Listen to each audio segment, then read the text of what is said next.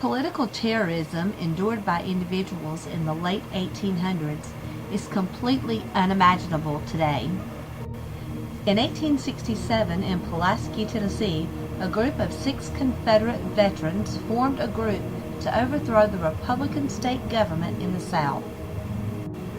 This group was known as the Ku Klux Klan, or often just called the KKK. The KKK, also known as the Klan, originally was meant to emulate the group the Freemasons. Former Confederate General Nathan Bedford Forrest was the KKK's first Grand Wizard. In 1869, he unsuccessfully tried to disband it after he grew critical of the Klan's excessive violence.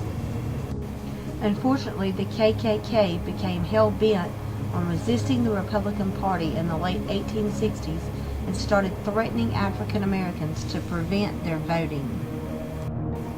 This now-known political terrorist group threatened any African American who tried to vote, run for office, or improve their economic standing. They were at risk of being lynched and often beaten to death. In the 1870s, Congress passed the Ku Klux Klan Act, which gave the president the right to declare martial law in states with Klan activity. This was to protect the rights, lives, and property of U.S. citizens in the South. The Ku Klux Act resulted in 9 South Carolina counties being placed under martial law and thousands of arrests. The Joint Select Committee was passed to investigate the Klan about the same time the act was passed.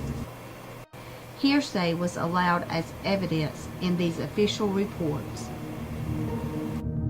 Interviews were conducted throughout the South, including states of North Carolina, South Carolina, Alabama, Florida, Georgia, Mississippi, and Tennessee. By this time, the KKK was in nearly every southern state. In 1882, the U.S. Supreme Court declared the Ku Klux Klan Act unconstitutional. The Reconstruction ended and the KKK slowly faded away.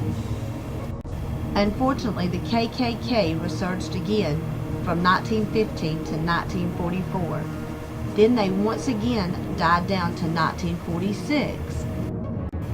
Today, the Klan has active groups in 22 states with membership on the rise once again.